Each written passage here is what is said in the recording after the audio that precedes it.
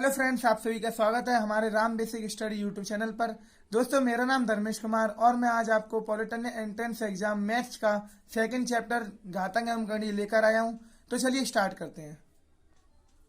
दोस्तों, आज का हमारा जो चैप्टर है घातांक एवं गणित, जिसको हम इंग्लिश में बोलते हैं इंडिसेस एंड सर्ट्स। तो दोस्तों, आज हम इस टॉपिक के लिए बात करेंगे। पहला हमारा टॉपिक है घातांक। तो हम घातांक के बारे में बात करते हैं। घातांक होता क्या है?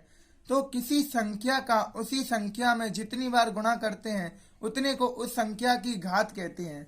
जैसे जैसे के लिए एग्जाम्पल के लिए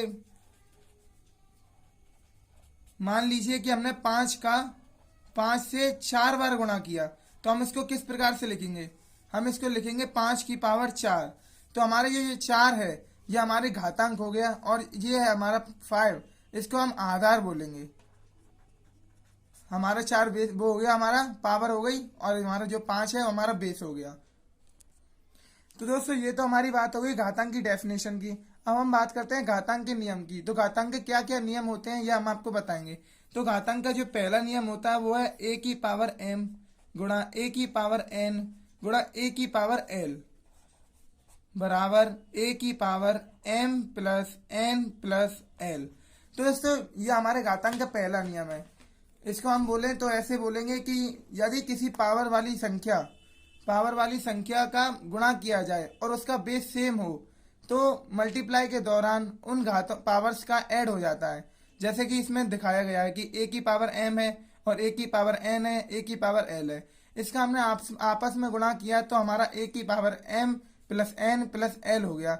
जैसे एक एग्जाम्पल के लिए हम आपको बताते हैं, यहाँ हमने मान लिया a की जगह हमारा 2 है, तो 2 की पावर m की जगह हमने मान लिया कोई भी संख्या XYZ मान ली, 3 मान ली, 2 की पावर 3 है, प्लस इंटू 2 की पावर 5 है, इंटू 2 की पावर 10 है। तो इसको हम हल करेंगे तो हमारा क्या आएगा? ये हमारी पावर्स हैं। अगर हमारा बेस सेम है तो पावर्स हमारी ऐड हो जाएंगी।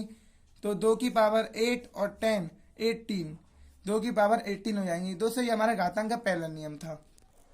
इसमें दोस्तों हमारी संख्या चाहे कितनी भी हो, लेकिन हमारी जो बेस है वो हमारा सेम होना चाहिए। एक और एग्जांपल हम आपको लेकर बताते हैं। जैसे हमने यहाँ 2 लिया था, हम यहाँ पर 3 लेते हैं। 3 की पावर 5 गुणा 3 की पावर 10 गुणा 3 की पावर 5। तो इस और गुणा 3 की पावर 5 कितनी भी ले सकते हैं हम, लेकिन हमारा बेस है वो सेम होना चाहिए। तो इसको हम करेंगे तो ये हमारी पावर्स हैं वो ऐड हो जाएंगी, ये हमारी हो जाएंगी 25। तो हम कितनी भी पावर्स ले सकते हैं और ऐड कर सकते हैं, और हमारा लेकिन बेस होना चाहिए, बेस सेम होना चाहिए। तो हम बात करते हैं अब घातांक के दूसरे नियम के बारे में। तो दोस्तों, अब बात करते हैं हमारे दूसरे नियम की। तो इस नियम में a की पावर m भागित a की पावर n, इसको हम लिखते हैं a की पावर m माइनस n। तो सीधे शब्दों में हम कह सकते हैं, अगर जो हमारी पावर्स वाली वो संख्याओं का हम डिवाइड करते हैं और उसका बेस सेम होता है, तो डिवाइड के दौरान हमारी जो पावर्स है वो आपस में माइनस हो जाती हैं। जैसे कि मैं एक और एग्जांपल लेके आपको बताता हूँ कि यहाँ पर 5 मान लिया हमने a, 5 की पावर हमारी 3 है भागित 5 की पावर यहाँ पर हमारी 2 है। तो इसको हम लिखेंगे तो हमारी पावर्स आपस में घट जाएंगी। क्यों? क्योंकि हमारा बेस सेम है। अगर हमारा बेस सेम नहीं होता तो हम वो अपनी पावर्स को घटाते नहीं। तो अब हमारा बेस सेम है, इसलिए हमने अपनी जो पावर्स हैं वो हमने घटा दी हैं। जैसे यहाँ 5 की पावर 3 था और यहाँ 5 की पावर 2 था, तो ये घट के हमारे हो जाते हैं 5 की पावर 1। तो 5 की पावर 1 को हम 5 डायरेक्टली लिख सकते हैं, कोई दिक्कत नहीं है। तो ये हमारा हो गया है घातांक का दूसरा नियम। अब हम बात करेंगे घातांक के तीसरे नियम के बारे में। इस नियम में अगर किसी संख्या के ऊपर पावर्स लगती जा रही है तो हम पावर्स का मल्टीप्लाई कर देते हैं आपस में। जैसे कि हम एक एग्जांपल लेके आपको बताते हैं। मान लीजिए हमने 5 है, 5 की पावर 3 है, फिर 3 की पावर 2 है, फिर 2 की पावर 4 है।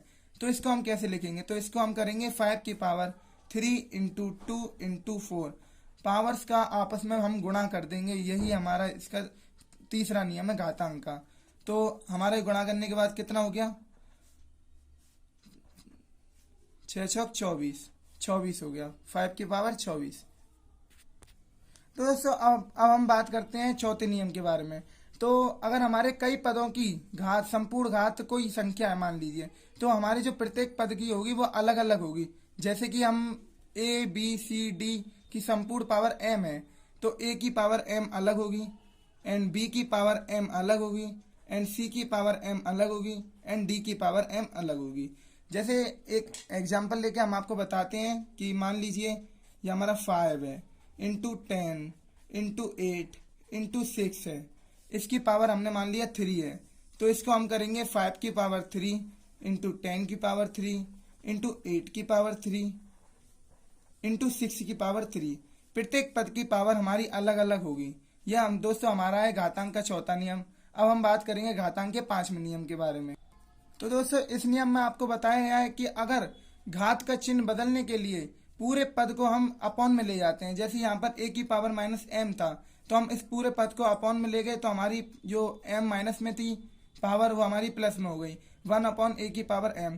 जैसे कोई एग्जाम्पल लेकर आपको बताते हैं, तो मान लीजिए 3 की पावर माइनस के 1 है, तो इसको हम करेंगे तो 1/3 कर सकते हैं। 5 की पावर माइनस 2 हुआ तो हम इसको करेंगे 1/5 की पावर 2 कर सकते हैं। अर्थात कहने का मतलब ये है कि अगर हमारी घात माइनस में या प्लस में, तो हम इसको आपस में इंटरचेंज करेंगे प्लस माइनस को, तो हमारे ये अपॉन में चला जाएगा। तो ये हमारी बात हो गई 5वें नियम के बारे में। अब जो नियम आ रहा है वो लास्ट नियम है, वो है 6वां नियम। तो घातांक के 6वें नियम के बारे में अब हम बात करेंगे। दोस्तों अब जो हमारा 6वां नियम है वो है, अगर किसी भी संख्या की पावर 0 हो तो उसका मान हम 1 लेते हैं। यहाँ संख्या चाहे कुछ भी हो, यहाँ संख्या चाहे a हो या b हो या 1 हो या 5 हो, अगर इसकी पावर 0 है तो इसका मान हमेशा हम 1 लेंगे। यह हमारा दोस्तों आखिरी नियम था घातांक का, जो है कि अगर किसी भी संख्या के ऊपर पावर 0 होती है तो उसका मान हम 1 लेते हैं। अब बात करेंगे हम करणी के बारे में। करणी होते क्या है, करणी के प्रकार क्या होते हैं और करणी के नियम क्या होते हैं। दोस्तों अब हम बात करते हैं करणी के बारे में। तो करणी होती क्या है, यदि किसी संख्या का मूल पूरी तरह ज्ञात नहीं किया जा सकता तो उस मूल को करणी कहते हैं। जैसे एग्जाम्पल के लिए हम ले लेते हैं मूल में 3। तो दोस्तों ये हमारा मूल में है, ये उसमें नहीं है, रूट में नहीं है। तो अगर हम इसका देखेंगे तो हमारा ये मूल पूरी तरह प्राप्त नहीं होगा। तो इसमें हम 3 में मूल को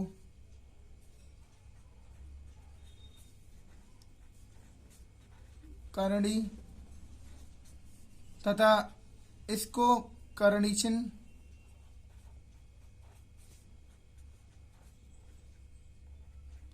और जो हमारा 5 है उसको करणीगत बोलेंगे,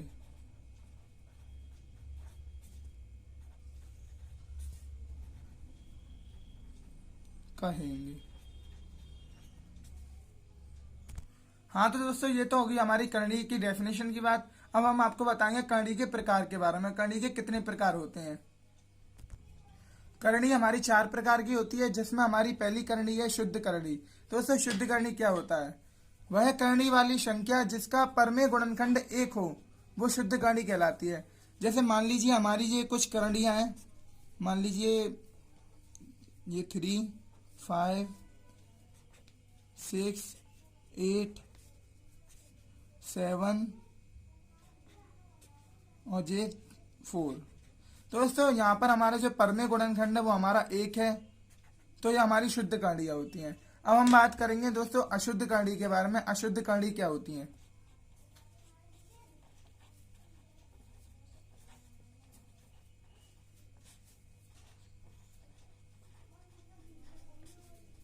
हाँ तो दोस्तों अशुद्ध करणी की हम बात करते हैं। तो अशुद्ध करणी क्या होती है, जिसमें हमारा परमेय गुणनखंड है वो 1 को छोड़कर कुछ भी हो सकता है। जैसे कि हम लिख लेते हैं यहाँ पर 3, 5, यहाँ पर हम 4 मान लेते हैं। ये हमारा दोस्तों 3 मूल में है, रूट में नहीं है। ये हमारा यहाँ पर हमने परमेय गुणनखंड हमारा 4 है, यहाँ पर हमारा हम मान लेते हैं 5 है, 4, 8। यहाँ पर हम मान लेते हैं 6 है। मतलब हम कुछ भी मान सकते हैं लेकिन 1 नहीं मान सकते, वो हमारी अशुद्ध करणियां कहलाती हैं। 6 यहाँ पर हमारा 6 है, 7, 2। तो ये हमारी होती है अशुद्ध करणियां। अब हम बात करेंगे दोस्तों हमारी जो तीसरी करणी है जिसका नाम है सजातीय करणी। तो दोस्तों 2 या 2 से अधिक करणी वाली संख्या जिनके जो करणी का गुणनफल है वो हमारा समान होगा सब में, तो ऐसी करणियों को हम सजातीय करणी कहते हैं। जैसे एग्जाम्पल के लिए हम लेते हैं, यहाँ पर ले लिया हमने मूल में 5 अंदर 3, यहाँ पर ले लिया 8 अंदर 3, यहाँ पर ले लिया 7 अंदर 3। मतलब कुछ भी लेंगे तो हमारा जो करनी का गुणनफल है सब में समान होना चाहिए। जैसे यहाँ 3 है, यहाँ 3 है, यहाँ 3 है, तो हम एक और एग्जाम्पल आगे बढ़ाएंगे तो कैसे बढ़ाएंगे, यहाँ मान लिया 6 तो यहाँ भी हमारा होगा 3। तो इस प्रकार की जो हमारा वो करनी होती है वो उसको हम सजातीय करनी बोलते हैं। अब हमारी जो लास्ट करनी है जिसका नाम है विजातीय करनी।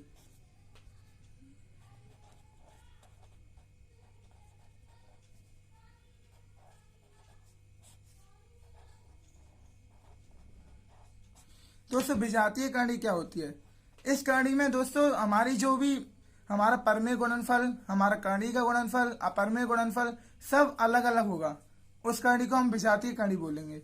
जैसे एग्जाम्पल के लिए हमने ले लिया 5, यहाँ पर 3, यहाँ 7, ये मूल में हमारा 3 है, यहाँ पर 5,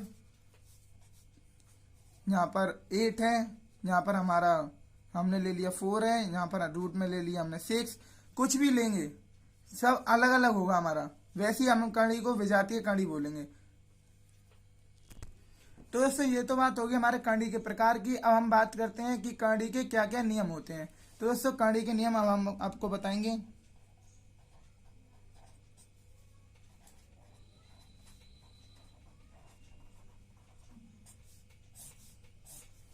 दोस्तों ये करनी का पहला नियम होता है वो इस प्रकार है कि अगर m हमारा यहाँ पर मूल में है और अंडरूट में हमने मान लिया x है, तो हम इसको इस प्रकार से भी लिख सकते हैं कि m की पावर 1/m। यह हमारा करनी के नियम का पहला नियम होता है। जैसे कोई एग्जांपल लेकर हम आपको बताते हैं, यहाँ पर हमने मान लिया मूल में 2 है, यहाँ पर हमने मान लिया 5 है, तो हम इसको 5 की पावर 1/2 भी ले सकते हैं। यहाँ पर हमने मान लिया घनमूल में 6 है, तो यहाँ पर हम 6 की पावर 1/3 भी लिख सकते हैं। इस प्रकार से हम कर सकते हैं। ये दोस्तों हमारा करनी का पहला नियम होता है। अब हम बात करते हैं करनी के दूसरे नियम के बारे में। तो दोस्तों अब हम बात करते हैं करनी के दूसरे नियम के बारे में। तो करनी का दूसरा जो नियम होता है वो है हमारा कोष्टक में m अंडरूट में x की पावर n। दोस्तों हम इसको इस प्रकार से भी लिख सकते हैं कि हम इसको लिख सकते हैं कोष्टक में m अंडरूट में x की पावर x है हमारा x की पावर n, ये हम अंदर भी ले सकते हैं। तो ऐसा करने के लिए मतलब कोई चेंजेस हुआ इसमें या कैसे, तो हम इसको सिद्ध करके बताते हैं। ये हमारे करनी के पहले नियम से अगर हम इसको इधर ले जाएंगे तो कैसे लिखेंगे, x की पावर 1/m की पावर n, और इसको लिखेंगे x की पावर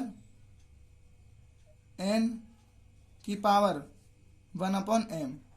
तो दोस्तों x की पावर, ये पावर्स के ऊपर पावर है, तो मैंने आपको बताया था घातांक के नियम में कि इंटू हो जाता है x की power m into n equal x की पावर n इंटू 1/m। तो दोस्तों x की पावर n/m बराबर x की पावर n/m। तो जैसे हमने देखा कि दोनों बराबर तो इसको हम इस प्रकार से भी कर सकते हैं। जैसे हमारा कोष्टक के बाहर है, इसको हम यहाँ पर अंदर भी ले सकते हैं। तो दोस्तों ये तो हमारा हो गया करनी का दूसरा नियम। अब हम बात करेंगे करनी के तीसरे नियम के बारे में। आता है हम करनी का जो हमारा तीसरा जो नियम है वो है m अंडरूट में x अंडरूट में n। इसको हम आपस में इंटरचेंज भी कर सकते हैं। जैसे हमने कर लिया n अंडरूट में m अंडरूट में x, बात एक ही पड़ेगी। क्यों? एक एग्जांपल लेकर हम आपको बताते हैं। ये दोस्तों हमारे सब मूल में है, ना कि वो अंडरूट से बाहर इनटू में है। तो जैसे हमने एक एग्जांपल लिया, यहाँ पर हमने 3, यहाँ पर 2, यहाँ पर 64। तो दोस्तों इसको हम हल करेंगे तो और इसको हल करेंगे, देखते हैं बराबर आएगा कि नहीं। तो दोस्तों 64 किसका वो होता है, वर्गमूल 8 का। 8 का घनमूल क्या होता है, 2। तो यहाँ पर भी हमारा 2 आ रहा है। अब हम यहाँ पर देखेंगे, हमने m किया, हम यहाँ लिया 3 और n की जगह लिया हमने 2। यहाँ पर 3, यहाँ पर 2 और x यहाँ पर हमारा 64। तो हम इसको देखते हैं 64 का घनमूल क्या होता है 4 और 4 का वर्गमूल क्या होता है 2। तो जैसा कि आपने देखा दोनों बराबर हैं, तो इसको हम इस प्रकार से भी आपस में इंटरचेंज हम कर सकते हैं, कोई भी बात नहीं पड़ेगी अगर इस फॉर्म में लिखा है तो। ये हमारे घातांक का तीसरा नियम है। अब हम बात करते हैं घातांक के चौथे नियम के बारे में। तो दोस्तों घातांक का जो हमारा चौथा नियम है वो है m अंडरूट में a इंटू बी। तो दोस्तों हम इसको अलग अलग भी लिख सकते हैं, ये हमारा अभी साथ में, इसको अलग अलग लिख सकते हैं, एम अंडर रूट में ए इंटू एम अंडर रूट में बी। इसको हम इस प्रकार से भी कर सकते हैं, जैसे कि एक एग्जांपल लेके बताते हैं, हमारा अंडर रूट में 90 है, तो हम इसको कैसे करेंगे, यहाँ पर हमने अलग अलग करना है, कोई दिक्कत नहीं है, हमने ले लिया 9 इंटू 10। अब इसको हम अलग अलग लिख सकते हैं, जैसे अंडर रूट में 9 अलग इंटू अंडर रूट में 10 अलग। तो ये हमारी बात हो गई दोस्तों चौथे नियम के बारे में करंडी के। अब जो हमारा लास्ट नियम है करंडी का, वो भी कुछ इसी प्रकार है कि एम अंडर रूट में ए अपॉन बी, ये दोस्तों भाग में, इसमें भी हम दोस्तों अलग अलग ले सकते हैं, कोई दिक्कत नहीं है, एम अंडर रूट में ए अपॉन एम अंडर रूट में बी। दोस्तों इसका भी एग्जांपल हम कुछ भी इस प्रकार भी ले लेते हैं, जैसे कुछ भी ले लीजिए, यहाँ पर हमने मान लिया 6, यहाँ पर ए की मान लिया 5, यहाँ पर बी की मान लिया हमने 7। तो अब इसको कैसे करेंगे, इसको भी अलग अलग कर लेंगे, यहाँ 6, यहाँ 5, यहाँ पर भी 6, यहाँ पर भी 7। तो हम इसको अलग अलग कर सकते हैं, कोई दिक्कत नहीं है। यह दोस्तों हमारे बात हुई करंडी के नियम के बारे में। तो ये इस वीडियो का पार्ट 1 था, और मैंने आपसे बोला था इसमें मैं आपको बेसिक बताऊंगा, और अब जो पार्ट 2 आएगा हमारा, उसमें मैं आपसे इसके रिलेशन में क्वेश्चन कराऊंगा। तो अगर वीडियो आपको पसंद आई तो प्लीज लाइक कीजिए एंड हमारे चैनल को सब्सक्राइब कर लीजिए। Thanks for watching this video.